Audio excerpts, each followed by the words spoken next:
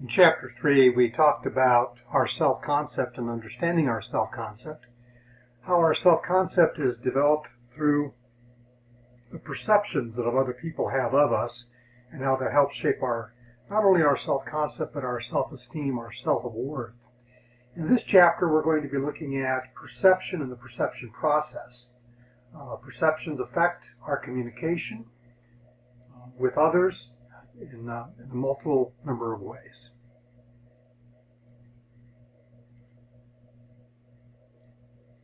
In the first section here, we want to look at the perception process. One of the claims the text made is that our reality is a construction. It says reality is constructed in the way that we create our reality with others through communication. And one of the things I want to talk a little bit about in class is what they entitle first-order realities and second-order realities. First-order realities are physically observable qualities of a thing or a situation. So the example that the text gives is you hear somebody speaking with an accent, and it's a foreign accent, an accent that you're not familiar with. That's the first order reality. Second order realities involve attaching meaning to first order things or situations. So, for example, the person who speaks with an accent, we may then assume put a definition on that, and our perception is that they must be from a different country, a different region. And then we also look at the steps in the perception process. And the process composes 4 steps. The first is selection. The second is organization. The third is interpretation, and the fourth is negotiation. So what affects the selection process? We select that data which we want to attend to, which basically means our senses pick up different cues, different things from the environment in which we live. So, for example, if you're walking down the hall and you smell pizza, you smell something, you're attending to, your senses are attending to what you smell. Same thing with sight, hearing, tasting, touching. Those things are what we select. And then to attend to or pay attention to, that's what we focus on. And there are 3 basic things that attract our attention or influence our selection.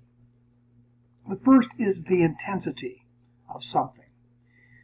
For example, a bright light that flashes, a high-pitched noise will catch our attention above other noises.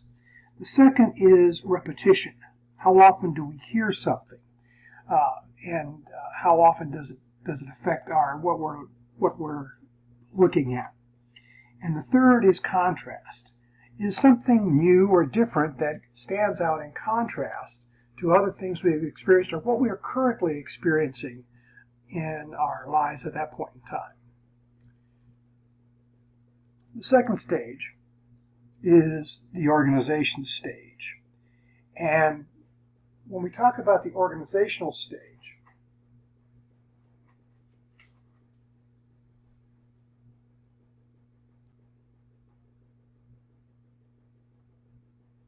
in the organization stage, organization is the stage where selected information must be arranged in some meaningful way in order to make sense of the world.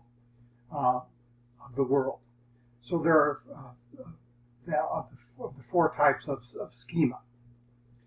Schema or schemata, as we also use it, refer to a cognitive frame or cognitive filing system that we have. And so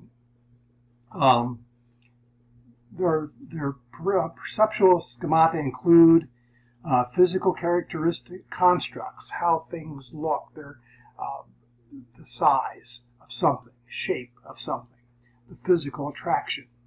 Then there are role constructs, the role of the person or the situation that we are in. The third are interaction constructs. And the fourth one is psychological constructs. So how are these constructs used in organizing information? One of the things the text mentions under the category of organization is punctuation. Punctuation is the determination of causes and effects in a series of interactions. And I want to spend a little bit of time in our next class session talking about what punctuation means, so you need to be familiar with that. Look that section over in the textbook.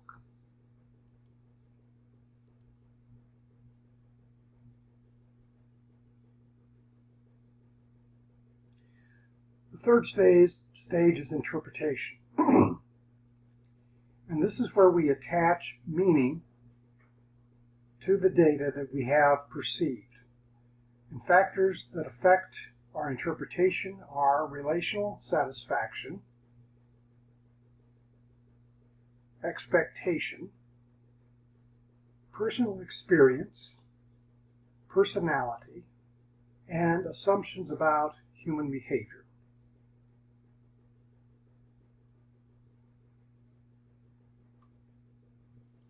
The fourth stage is negotiation.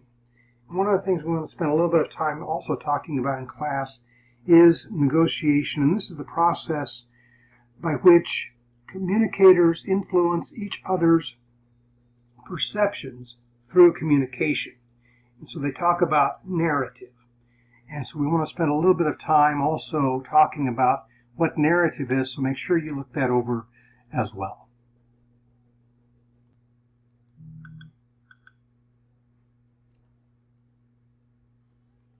In section 2, we look at the influences on perceptions.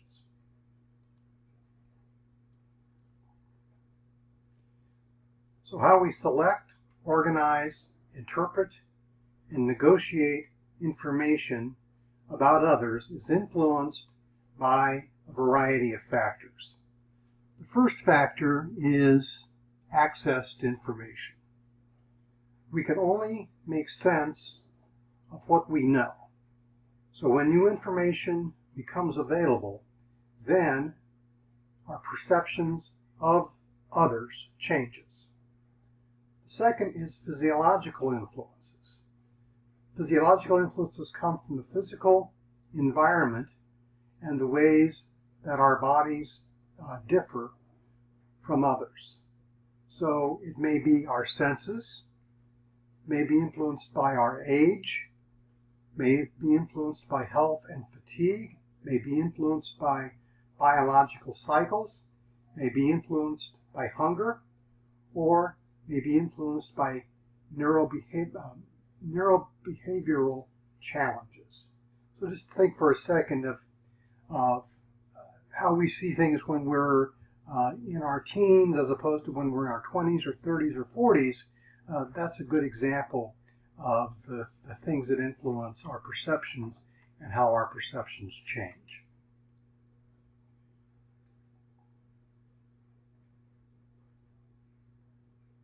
The third is psychological influences that affect the way that we perceive things. This can be our mood, our emotional state at a given period of time. This can be our self-concept, how we see and understand ourselves in the world. The fourth one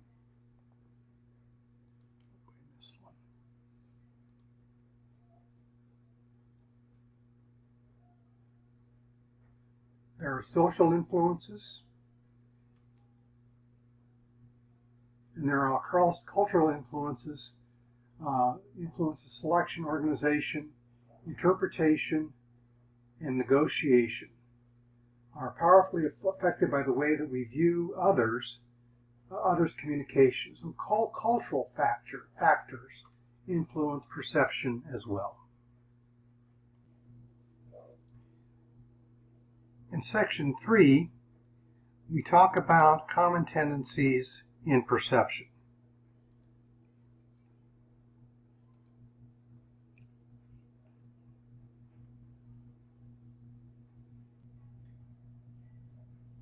When we talk about common tendencies in perception, one of the words that we oftentimes use is attribution. Attribution describes the process of attaching meaning to behavior. And there are several perceptual tendencies that may lead to inaccurate attributions. The first among these, is mentioned in the text, is that we make snap judgments. Snap judgments can become especially problematic when they are based on stereotyping or exaggerated beliefs associated with a categorizing system. So characteristics of stereotypes are the following. Number one, categorizing others on the basis of easily recognizable but not necessarily significant characteristics, such as gender, race, age, those kinds of things. The second is ascribing a set of characteristics to most or all members of a group. The third is applying the generalization to a particular person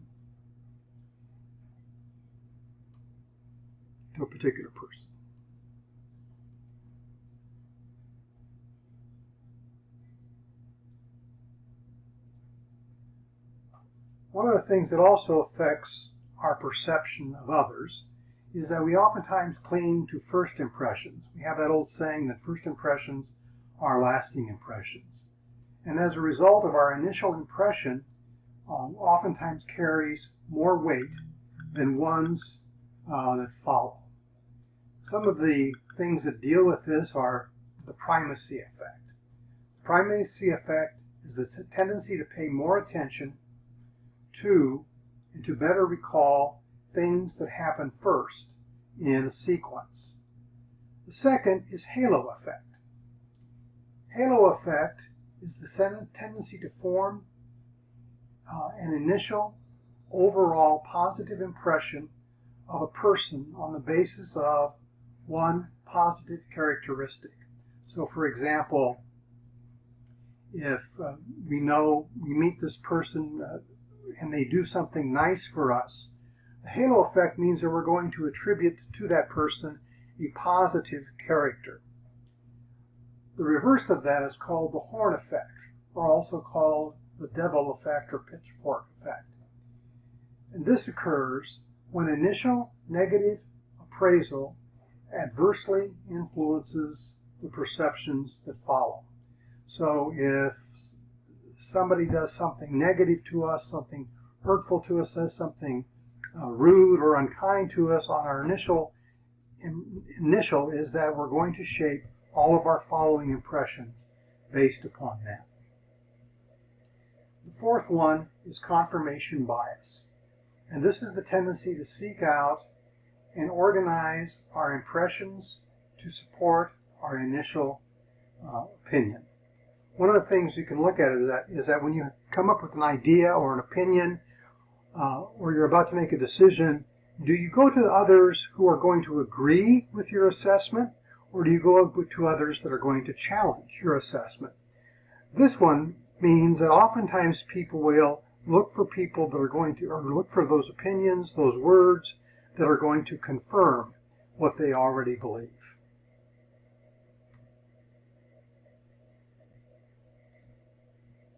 Something else that affects our perceptions is our self-judgment. We tend to judge ourselves more charitably than we do others. Monona's or fundamental attribution error. This is the tendency to give more weight to personal qualities than to the situation when making attributions about others. The second is self-serving bias. This is when we perform poorly.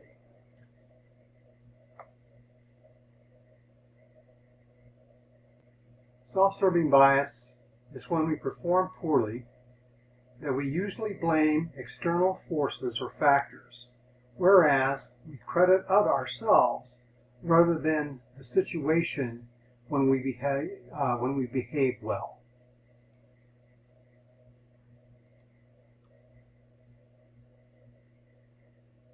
Next, we are influenced by our expectations, and this information is important when making decisions about others. We are also influenced by the obvious, which can be problematic when the most obvious factor is not necessarily the only or the most significant cause of a situation. Finally, we assume others are like us, and this mistaken assumption that others' views are similar to ours can be a source of problems, can be a source of conflict. Section 4 talks about synchronizing our perceptions.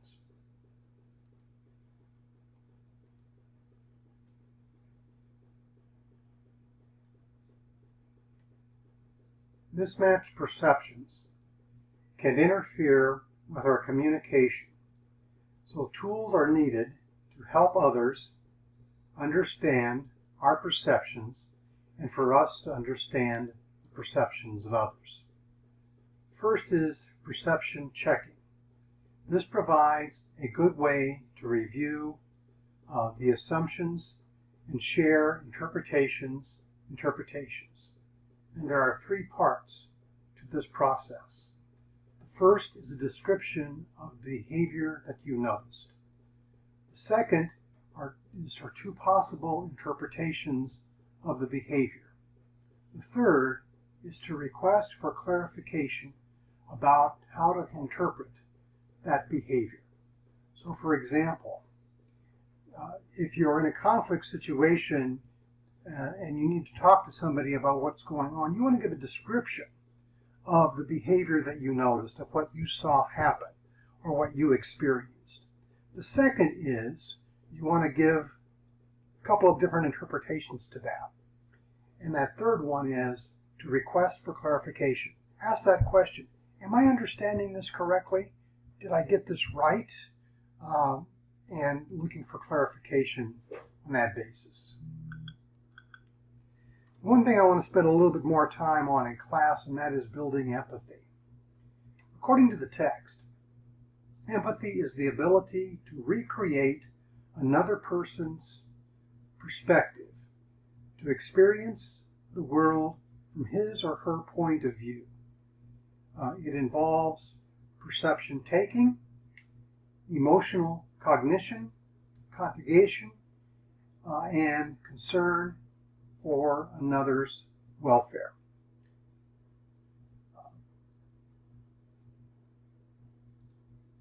So empathy is different from sympathy, which is viewing the person's situation from your own personal point of view. I found this definition from our text to be a little bit confusing on the differences between empathy and sympathy. Empathy is to understand how another person feels. So for example, if something good happens to somebody and they're very happy and excited about it, you understand that because you understand being excited or happy yourself. If somebody's angry about something, you also understand anger and how things make you angry. That's looking at it from an objective point of view. Sympathy, on the other hand, is feeling what the other person feels. So for example, if you're happy, I'll be happy. If you're angry about something, then I become angry about something. Those are the key differences between sympathy and empathy, and I think those are a better definition. It's hardest to empathize with people who are radically different from us in categories such as age, sex, socioeconomic status. So it calls on us to be open-minded, to have an imagination and a commitment to overcome these obstacles.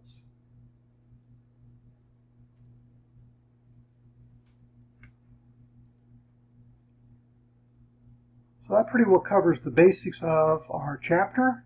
We'll be discussing a few of these things in class the next time we meet. Please make sure you've looked over the objectives and over the key points that I've gone over in this video. Thank you.